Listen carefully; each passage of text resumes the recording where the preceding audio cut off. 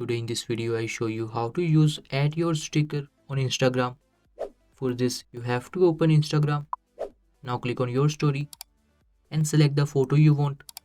Now click on stickers icon. Select add yours. Now you have to write the prompt you want, or you can just click on this icon to get random prompts.